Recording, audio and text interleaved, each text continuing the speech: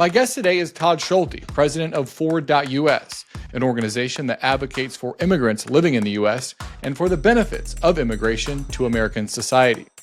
As President Trump implements aggressive immigration enforcement, I wanted to sit down with Schulte for a frank and honest discussion. We try to answer tough questions. Why is anti-immigrant sentiment sweeping across the U.S. and other parts of the world? What effect do immigrants have on U.S. jobs and the economy? And what will be the impact of President Trump's immigration policy? All right, Todd Schulte, thanks so much for coming on the World and Stuff podcast. I've really been looking forward to speaking with you. I've been wanting to do an episode about immigration and immigration policy for a long time, so it's great to have you on. I really appreciate being here. Awesome. So I just wanted to kind of get people familiar with your background a little bit. You came up in Democratic politics, worked at the DCCC. You were chief of staff to a Democratic congressman, worked at a super PAC that supported Obama. So I guess it's safe to say you're a liberal. Would that be interesting? Yeah, I mean, so just to give you a sense on me, I grew up in St. Louis. I ended up working on campaigns out of college, Democratic campaigns. Ended up doing a bunch of stuff on House races, which was my best advice for people if they're starting out is special elections are really hard and you get a lot of reps really quickly if you work on a lot of those. And been really lucky, was able to be a chief of staff for a really great Democratic congressman, was able to help be at an organization and started when it started called Priorities USA, which was in the super PAC for President Obama. Been able to do a lot of things along the way. And then, for the last decade, have been able to be at Forward.us doing immigration and criminal justice policy. I ask about the liberal question because I just wonder how that informs your worldview when it comes to immigration. Yeah.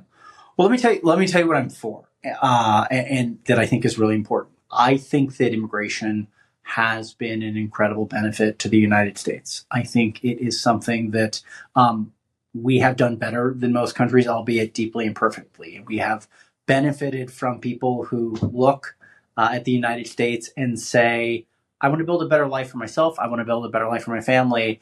And if the United States welcomes those people, not only is that good for them, but it's good for people who are born in the United States. And I think our job is to say, how do we build an immigration system that works for people coming in the future and people who are here today? And by giving people rights and dignity, having a thoughtful approach to legal immigration in the future, a secure immigration system, but really for people who have come to this country and been here a long time, who don't have that permanent status, who are undocumented, who have a temporary status. We're all going to be better off if those people have equal rights, they can work legally, and we can have a country where people, instead of, I'm sure we'll talk about this, seeing what you're seeing in places like Los Angeles, in Florida, where people can go about their lives and raise their family.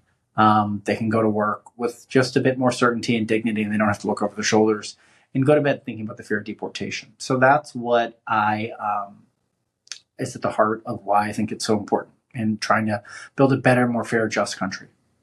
I feel like when I was growing up and going through college, that was kind of the prevailing worldview in the U.S. among the majority of that's what our political conversation centered around. But it seems like in recent years, the pendulum has swung kind of against that worldview, and not even just in the United States. You've seen some of that in Europe. There was just an election in Japan where kind of a more nativist anti-immigration party was successful. Why do you think that's happening right now? I think there's 2 or 3 separate things that are happening. I think one is that elite consensus about immigration, that what is called kind of comprehensive immigration reform was something that George W. Bush pushed. An idea you can pair fixing the legal immigration system and border security with a pathway to citizenship. That has frayed, and you've seen this start to sort along party lines. At the same time, you've seen public support for immigration swing pretty wildly over the last 10 years in the United States.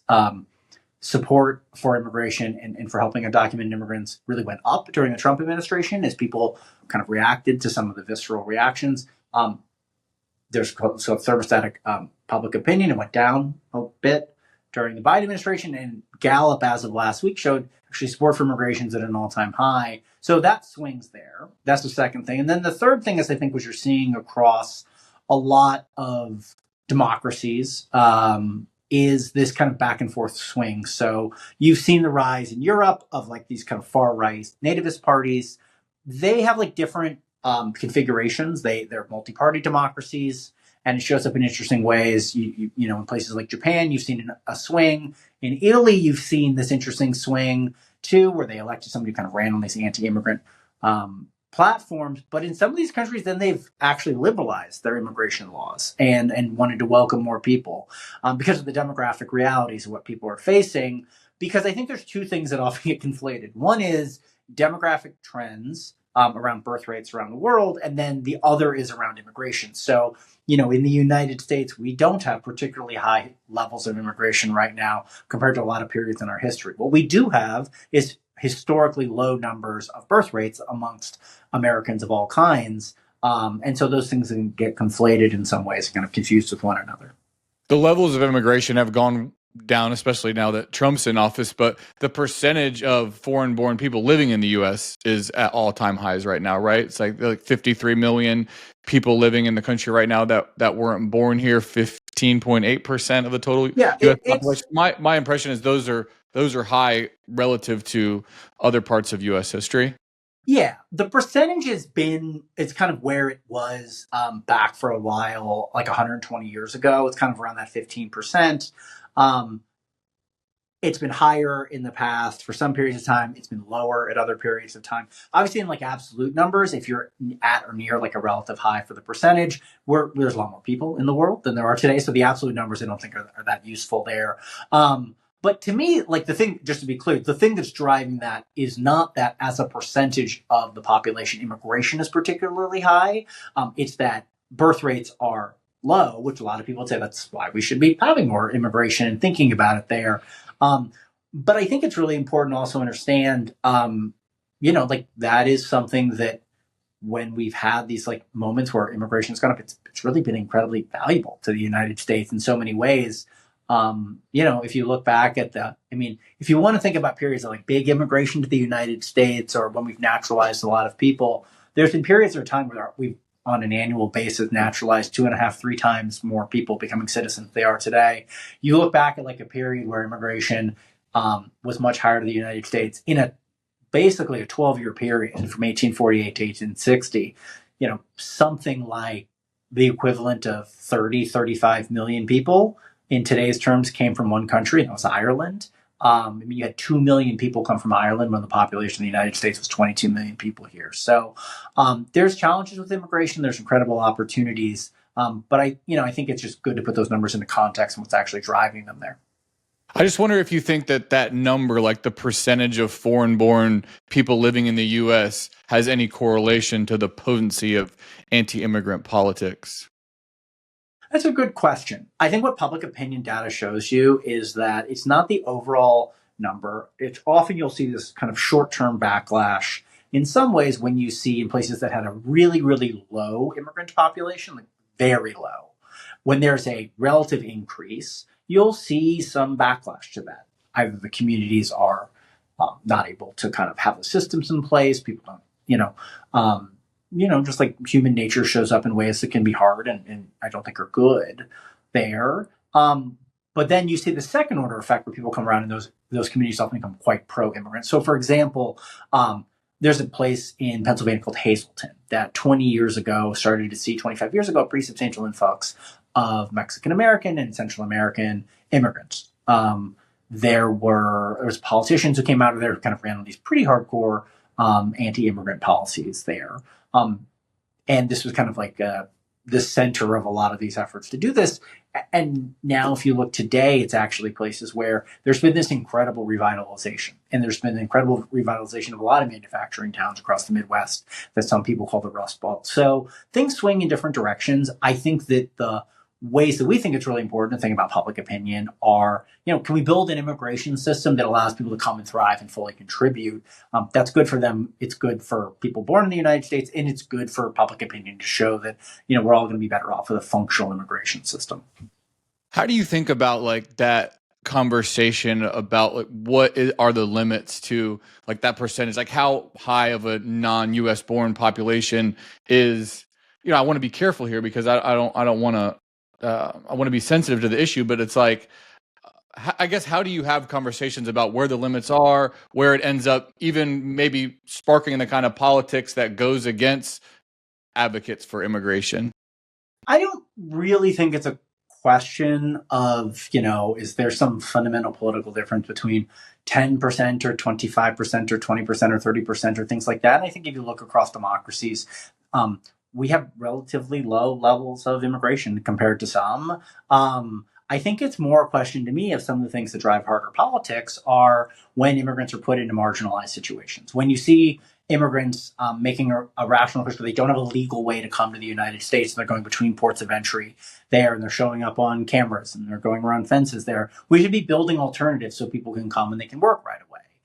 So I think there's other things that drive public opinion more than those overall numbers here. And again, we think immigration's a good thing, and so we want to increase immigration. But the thing that's driving that, again, just to say that the numerical thing driving the percentage is not that immigration levels to the United States are higher or lower. Like they are lower today than they were 25 years ago, for example. It's these kind of other big trends that have happened here, really across the last 150 years with declining birth rates in a lot of places there. So they can feel like they're the same things, but I think often what you see is politicians try to take other concerns, cost of living, housing, a sense of social, dislocation, trade policies, for example, and they try to pin it on immigration. Like I remember I saw focus groups and somebody talked about how the auto plant went to Mexico, and because the immigrants came in, and the person said, "Well, hold on a second. Like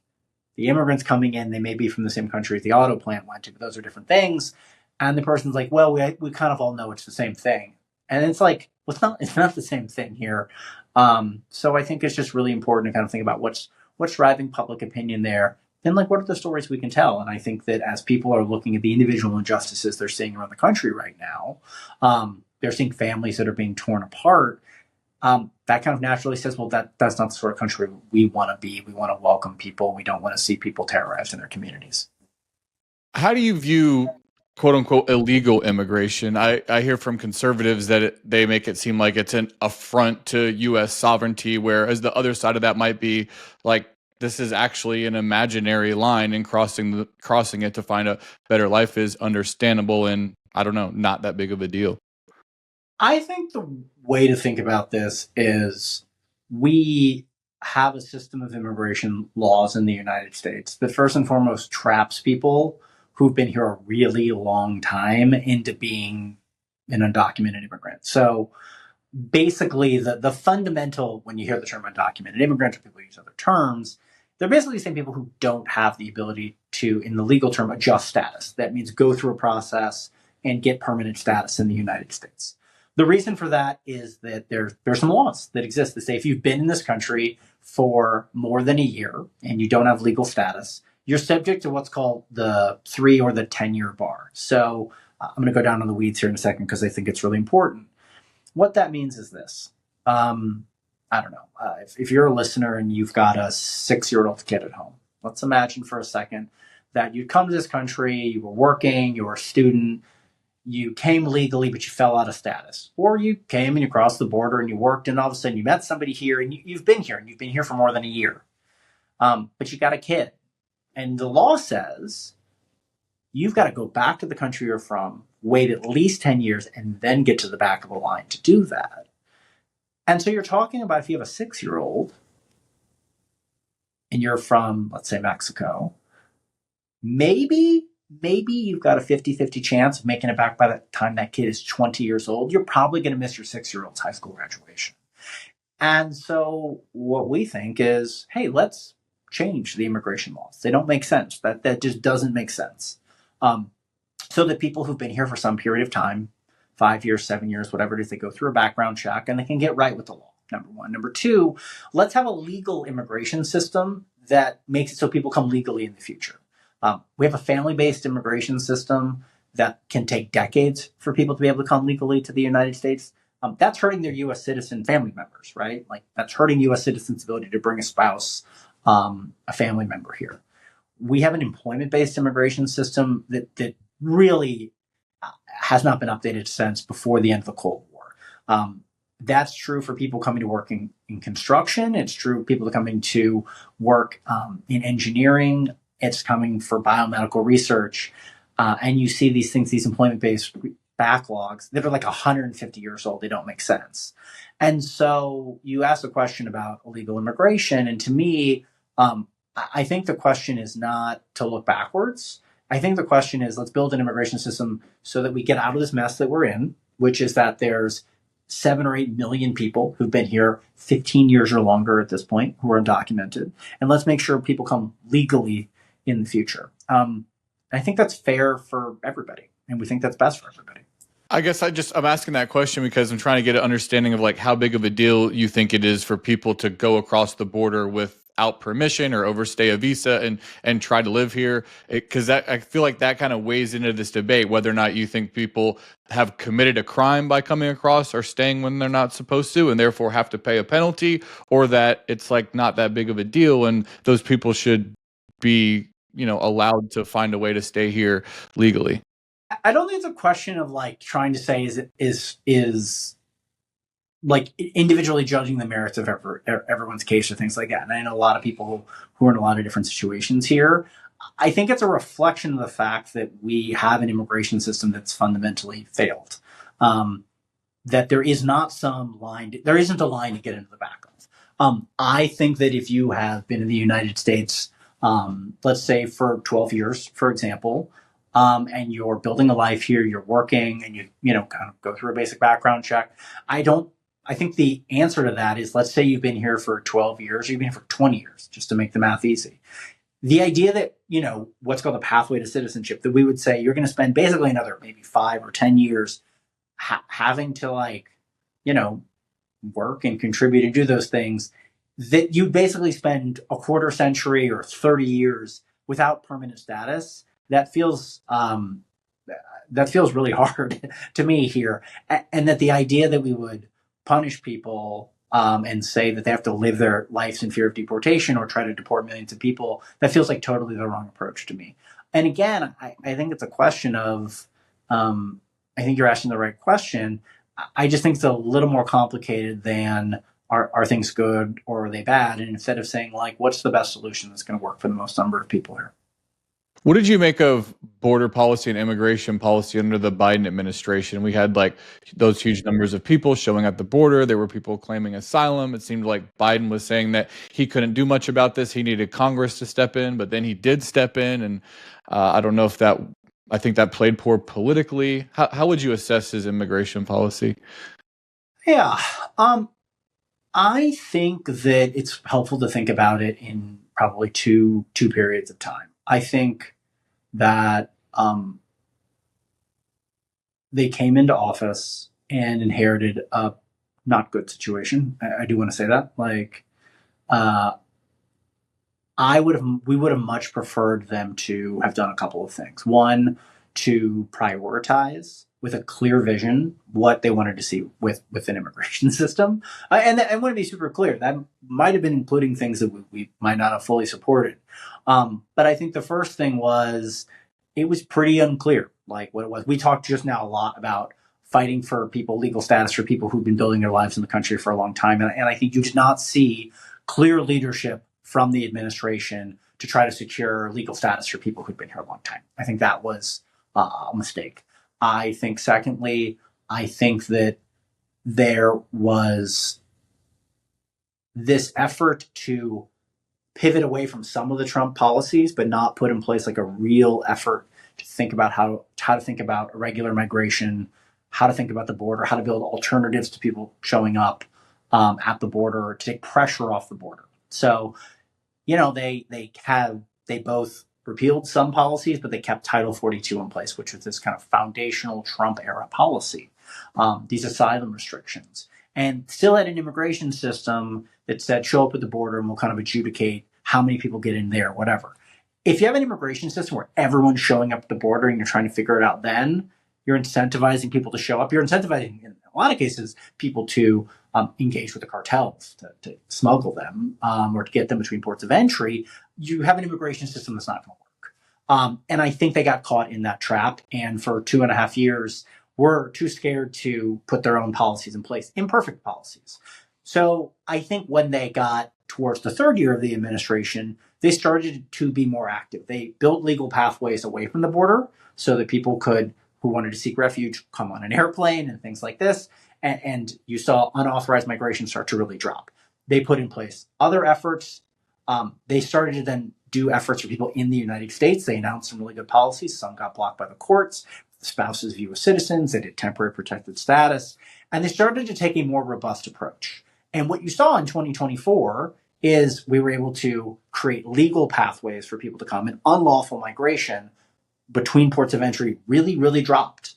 But I bet most of your listeners would know that between December of 2023 and December of 2024, unlawful migration dropped 85% to the United States.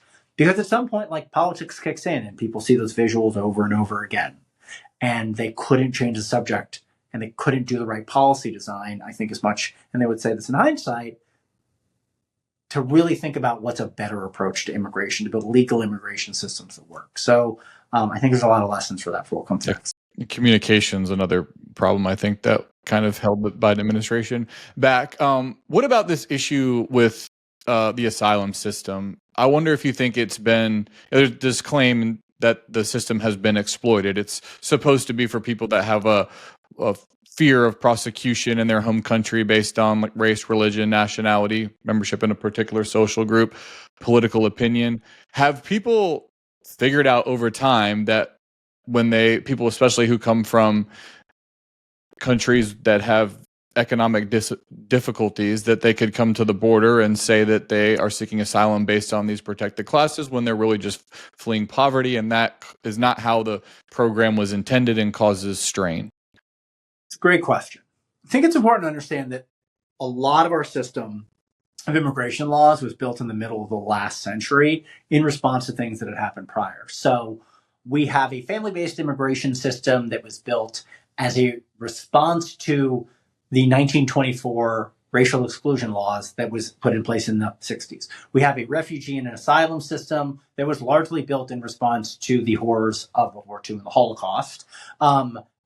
We have an employment-based immigration system that really was kind of built for the middle of the last century as well. And so you brought up, like, what does it mean to seek asylum? So just to say, for people understanding, refugees are people who will, are seeking refuge. They go to a third country, they are screened, and then they come to the United States.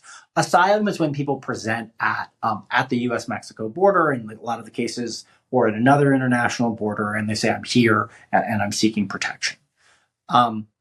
What you have seen is an immigration system where all those other legal immigration channels essentially don't work particularly well, where you will have to wait years and years and years to seek asylum. There's not the ability to apply in another region, in a country. There is, to your point, like, escaping poverty, like true, like, starvation does not always fit the same definitions here.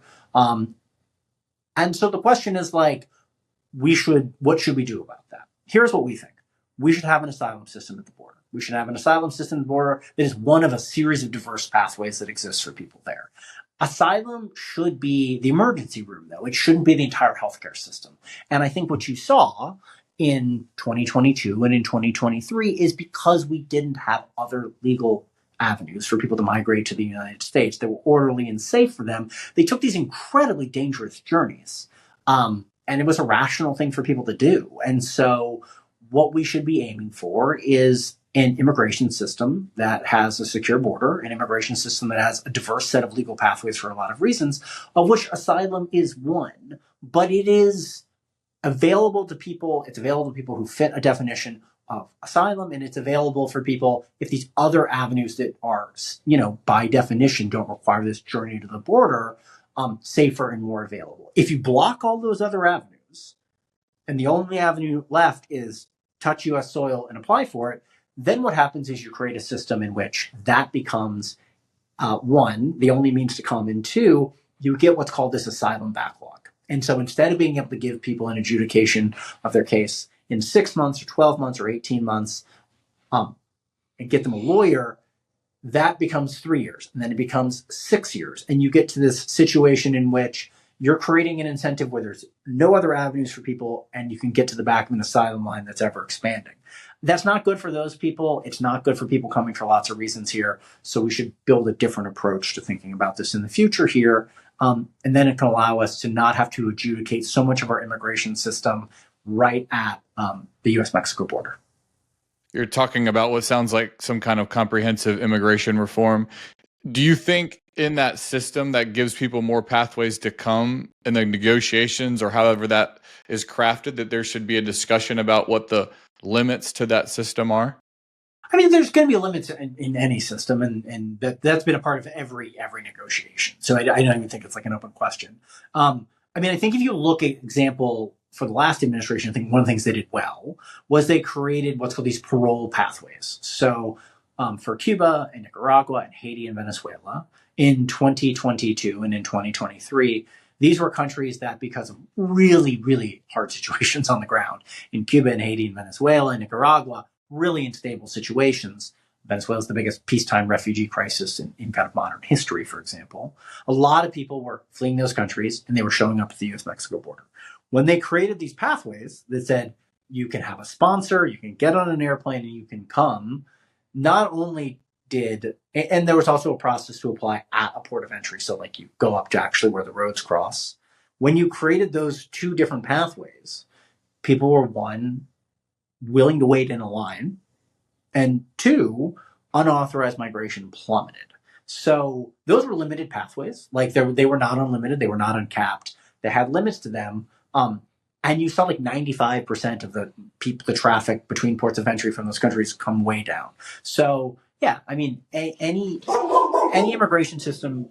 Oh, sorry, the dog's a second. Any immigration system, any legislation, it's going to be a compromise in how that is there. And I think that, we should just be really thoughtful about like, how do we create incentives that make the most sense for our country? Should people think about the challenges that come with immigration? It has an impact on the healthcare system, education system. There's some downward pressure on low-wage jobs. How should people think about those challenges? Yeah, so I really appreciate the question on the economics and the wages here, because I think there's a lot of misinformation out there. So to cut to the chase, immigrants and immigration grow the economy. They create economic opportunity. They, by the nature of people coming, there's nothing particularly special other than like the entrepreneurial nature, and people come, they thrive, they create more opportunities for native-born Americans. They create more jobs on average, start more businesses. The places where we can create more opportunities there are things if we give everyone the opportunity to fully contribute and thrive. So people can come, they have work authorization. The places where you will see sometimes in very limited circumstances where there's questions around wages is not that immigrants are coming and competing with native-born Americans and taking jobs or things there. It's that if you have millions of people who work in particular occupations where they don't have legal status, meaning they're undocumented, they don't have what's called work authorization, they will get paid under the table. That is so the answer there is not fewer immigrants. The answer is make sure immigrants have access to the minimum wage and access to basic labor protections there. I think the Trump administration recently got rid of a program called the DALE program that basically was like a whistleblower program for people to say, hey, I'm working here. I might not have status, but I'm kind of being exploited by an employer here. They got rid of that quietly, which I think kind of gives up the game here that this is really about native-born workers. So the way to raise wages for across the board for everybody is there's a lot of policies outside of immigration, obviously. but a functional immigration system where people can come, they can fully contribute, and everybody's on a level playing field. And the data is pretty clear there. Immigration doesn't have as big of effect on wages in a positive sense as some things there, but overall it has positive effects on immigration and by a pathway to citizenship being available to people to raise wages up and economic growth for everybody.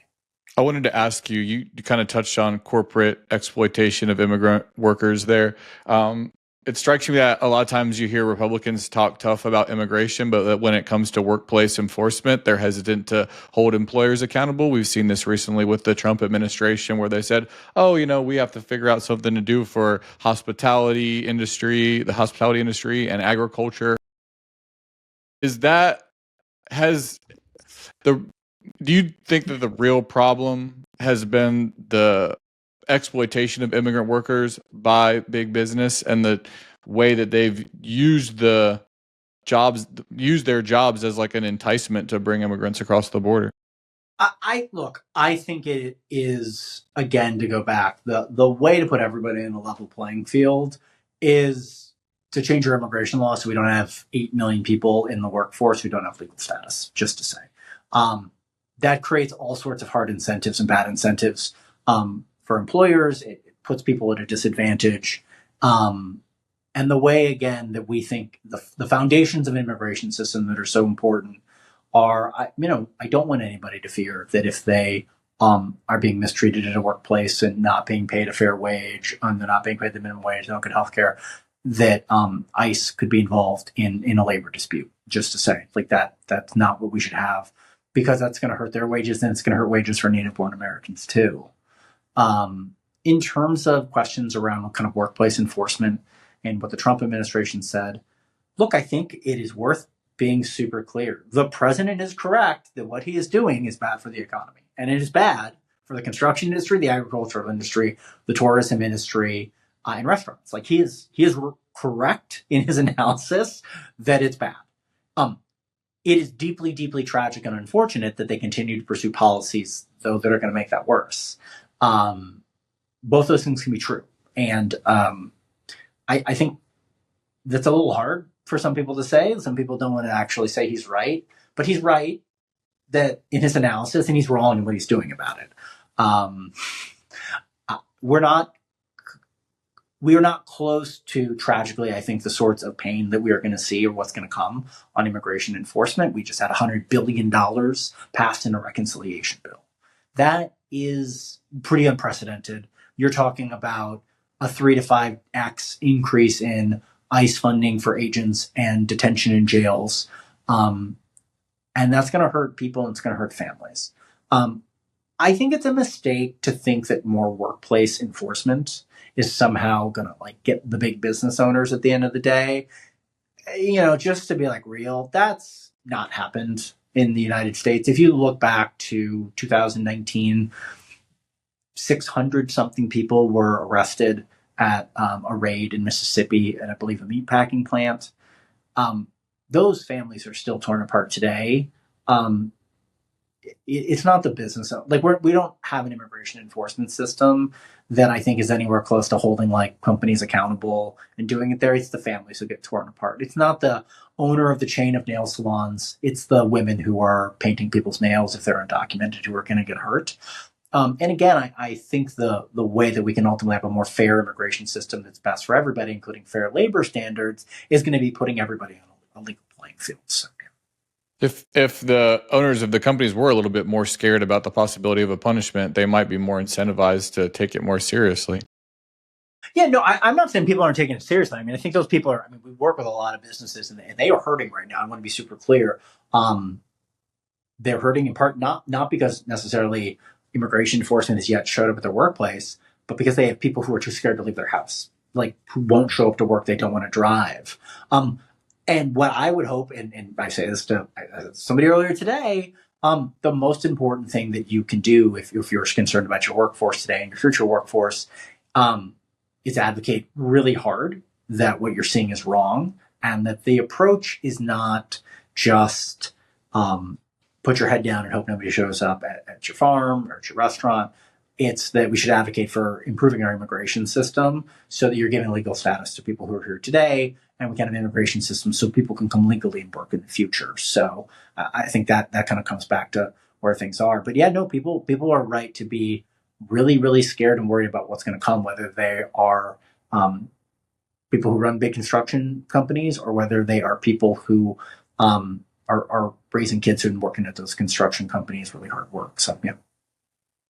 What makes the Trump mass deportation agenda different than what we've seen in the past? People called President Obama the deporter in chief. I think he deported like 2.5 million people. People were really angry about that. So far, it doesn't appear that Trump is even on pace to achieve Obama level numbers. What's different about what he's doing? Yeah. So I want to be pretty precise about a couple things. So one question is, do people see a difference in kind of people being held and turned back around at the border versus people who've been here, for a long time? And people can have different views on that. That's one thing. The second thing is on the Obama administration, their deportation policies changed a lot throughout the administration. When they started out, their interior arrest numbers were much higher than they were by the end of the administration. I hope that if those people who are here today, they would say they learned a lot during that administration, and that they believed that by the end, efforts to not try to ramp up arrest and deportations of people who were building their lives here for a long period of time was a good thing. And I think most people would say that there. In terms of this administration, they really are ramping up the ability to arrest and deport people quite quickly. And I am confident in saying that I think we will look back and whatever they are successful in doing in tragedies that they are able to put in place, I think the idea that they're not going to be able to deport a lot of people, unfortunately, is not going to be the case. How they're going to do that is not just going to be these questions of the National Guard or the military. The biggest force multipliers they're going to have, in a lot of cases, are state and local law enforcement. And it's going to be expanding the criminal justice system.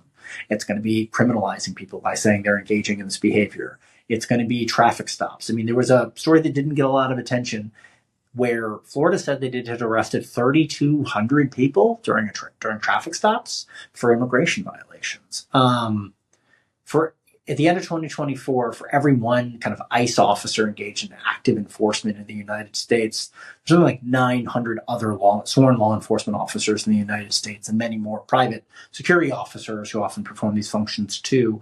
And so that force multiplier effect is going to be how they're going to expand this dragnet. They're going to take away status from people who have it. They're going to take away due process. They're going to expand the number of people doing it. And then they're going to just try to make life scary and hard for people. So people are too scared to go out of their homes. And so maybe people choose to self-deport. And I think you see that down to like the really horrific memes that they're putting out on like their social media accounts and things like that. How's that going to work with the money that the Trump administration now has? It's going to take that and give it to local and state law enforcement, and they're going to do what with that money? Yeah, I think that it's a little bit TBD, and I don't want to pretend to know everything that's going to happen here. But I think if you think, how can they expand and use that money quickly?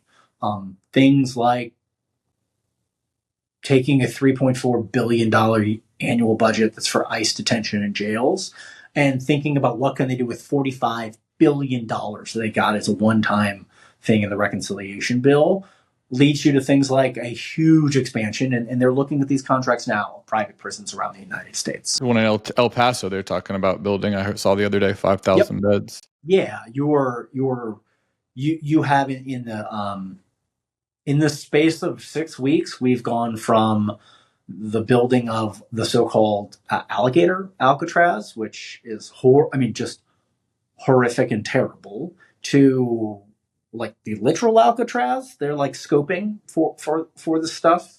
So they're going to really expand jail and detention space. Number one. Number two, they're going to look to also take space that exists in county jails and in prisons and fill those with immigrants. You've seen in states, and you've seen this already under both administrations, parties' administrations, I want to say, efforts where states have done a really good job reducing the use of jails and prisons and reducing the number of people who are incarcerated to turn back around and rent those spaces out to ICE in places like Louisiana, for example, and across the South. So I think you're going to see kind of these systems working in concert, unfortunately, with just a ton of money pouring into them to have more resources that are really going to disrupt and harm a lot of people's lives. Is that going to be like a red state, blue state thing where you have law enforcement in red states cooperating with the Trump administration to take this money and do immigration enforcement, and blue states won't take it and won't want to do it? I definitely think you're going to see, I mean, you've already seen like red states take money and then repurpose existing money. So, for example, I mentioned the so-called alligator Alcatraz, which I really don't like using that term, but I just want people to know what I'm talking about. That was actually money that was originally designed for another purpose, and they just reprogrammed like tens of millions of dollars to be able to do that there. So yeah, I think they're going to push money out the door. They're going to incentivize states. They're also threatening to withhold state money if they don't do immigration enforcement. Sometimes it's talked about a sanctuary policy. There's no definition for what sanctuary policy is. But the current policy of the Trump administration is that they are trying to strip away the ability for states and cities to fix roads, to have after-school programs, to have Meals on Wheels programs, unless people play ball with them on all the things that they want to do on immigration enforcement. So there'll both be carrots on money and there will be sticks on money that really can, I think, are going to be big open questions to see how that plays out. And I hope people take very seriously what it means that the federal government is saying they don't want your potholes to get fixed or an overpass to get built unless you are willing to go along with this immigration regime that we're seeing play out. Is the Trump administration targeting federal immigration enforcement in blue states as a way to sow discord? I mean, according to them, they are. They're doing a lot of immigration enforcement in other places, but they are pretty clear that they're picking a fight in Los Angeles because it's Los Angeles. Like they've been quite clear about that. And again, I think people should take seriously, in lots of ways, what it means to have that sort of professed overt politicalization of federal resources and law enforcement and things like that. You guys came out with a report recently that talked about how Trump's immigration policies are going to lead to inflation.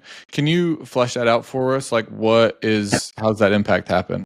Yeah, so we looked at 3 proposed policies that are pretty important for what the Trump administration is doing. The first was to cut legal immigration to the United States, legal immigration avenues. The second is a big ramp up in deportations. And the third is taking away work authorization for people who have legal status. The result of that is going to drive up. And I should say, we took pretty, both what it would be horrific, but they're not the most absolutist approaches. They're not the most maximalist approaches that the Trump administration is trying. I mean, if you look at that, it's going to drive up costs for the average American family by $2,150 a year on average 4 years from now. That is a lot of money. That is a lot of money for the average American family that's going to pay. And that is in addition to the actual direct dollars spent arresting and deporting people. But you're looking at, because of critical labor shortage, because of inflation, it's going to cost the average American family a bunch more money every time they go to the grocery store. It's going to drive up home costs. And we think it's important to break that down. This isn't just about more billions and trillions. This is what it's going to cost your family. Where does that money go? Does it not go into the pockets of American workers that are hired to do that job at higher wages? It's a great question.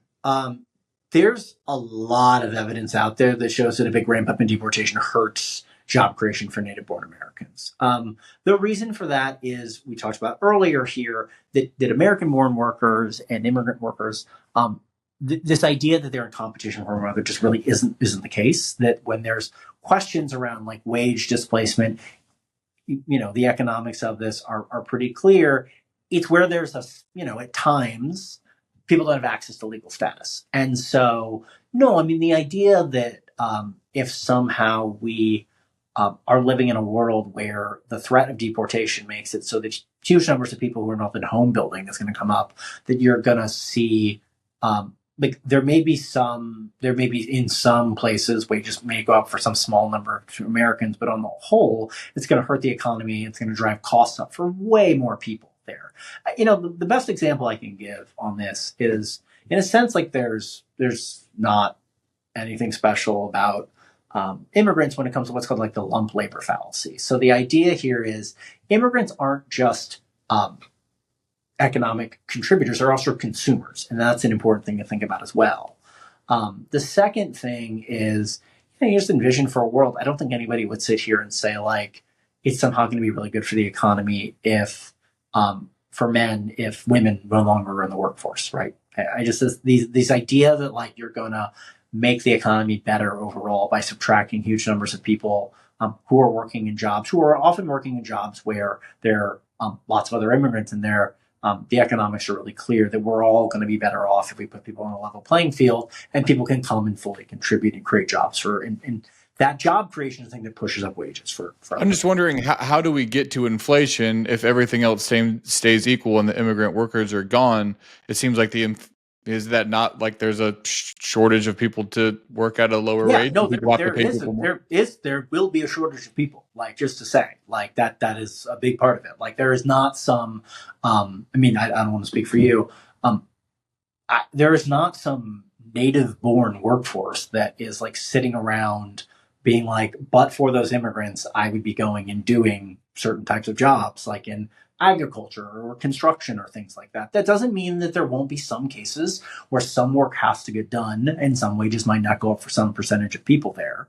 Well, if they paid really high wages, people might do it. It might make things, it would obviously be inflationary, but there is a price point, I think, where people would probably go out into the fields and pick strawberries. It would just have to be a lot of money. The question is, are people going to buy strawberries? That's the question. It's not just on the one side of the equation.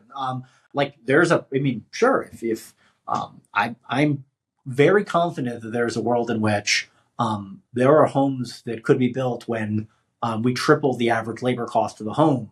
But I think we're going to build a lot less housing in this country. And I think in a moment where we are living in an affordability crisis, that everything from very conservatives in the Midwest talk about to mayoral candidates in New York talk about here. This idea that somehow we're going to have a more affordable country here by removing, just to be super clear, 9 million people from the workforce. The economics on that are pretty clear. That's going to hurt all of us. So, yeah. It's not just what people would classify as unskilled workers. There's also this attack on the H-1B visa program, foreign admissions to universities. What do you make on that aspect of Trump immigration policy? I think it is such a good question because you can look back at history and through periods of time, there are places that are kind of the center for top talent from around the world wanting to go, and they become cultural capitals and intellectual capitals. And that accrues such unbelievable benefit to these countries. I think if you think about what does it mean to say we're not going to do biomedical research in the United States anymore? What does it mean to say we don't want to be the intellectual capital of the world, where the best and the brightest from around the world come to our colleges and universities? That is something that, like, once it is gone, and once people decide that India or China or Berlin is the place where you can go and you can get these research fellowships, where you can go. And the people who run other countries' children want to come to the United States. That comes with such incredible value. And you can look at what that's meant for physics development in the United States in the last century. You can imagine what it would mean for all the technologies we want to build into the future here. And look, like there's big problems with our education systems. There's big problems with the sorts of technologies we may be building into the future here. But the idea that we would say we want to lead the 21st century by turning off the ability to attract the top talent from around the world, to me, is not something that shows up in the headlines every day as much as some things, but is just such an absolutely horrific thing for our country. And I can't say that enough. I've heard people make this argument that those jobs at tech firms and top spots at top universities should be going to Black and Hispanic Americans and not people from India and China. How would you respond to that? I think that we should be creating more jobs for Americans, Black Americans, Latino Americans, everybody in the United States, and companies should take that really, really seriously. I think pitting these populations against each other, however, is missing the point. There's not a fixed job tree in the United States. There's not some fixed number of jobs that only some people get. You either build a microchip plant in the United States, or maybe you build it in Taiwan, or you build it in Vancouver, and it creates jobs one place or it creates jobs someplace else. If you go to Carnegie Mellon or the University of Illinois and you graduate and you're able to create jobs in the United States for you and maybe a co-founder, maybe tomorrow you're creating jobs for 20 or 30 more people in the United States, or you're creating them someplace else. And so I think this thing where we pit populations against each other is wrong. We talked earlier about this, but I think if you look and you say, why have wages stagnated for the working class and working class Americans looking backwards? People can say, look, I want to blame immigrants. That's as old as time. But actually, like, there's other forces here, and we can be more inclusive economy. We can grow the middle class with a better immigration system and so many other things. But, this idea that somehow immigrants are coming here and taking jobs away is betrayed by the fact that the industries that have the most numbers of immigrants in those sectors that you mentioned here continue to grow. They continue to have the best wage growth, and the geographic areas that have welcomed immigrants have not only grown the most, but have had better wage growth than other places. So again, this is a place where we can lift all boats. What's happening with DACA recipients? During the first Trump administration, he seemed to be interested in making some kind of deal that would give them legal status permanently. But now we haven't heard about it as much during this administration. It's hard to believe that they would make a move to settle that issue. Yeah, I think the president said during the transition that I think, kind of had fond thoughts for dreamers. I think that's good. I think we should say that. I think what that means, and if here anybody's listening, is they should keep the program in place. DACA provides protections for about right now 500,000 dreamers. 2, they should have their allies back down on their lawsuits. And 3, go to Congress and say, let's just do a DREAM Act. Not, a 14-piece legislation, but a narrow deal, and that'll provide the certainty that people want there. This is like an 80-20 issue. The idea that the DACA recipient should have anything other than permanent legal status is really a tiny minority position. Just so people know, the average DACA recipient came to this country at the age of 6 and has been here 26 years on average.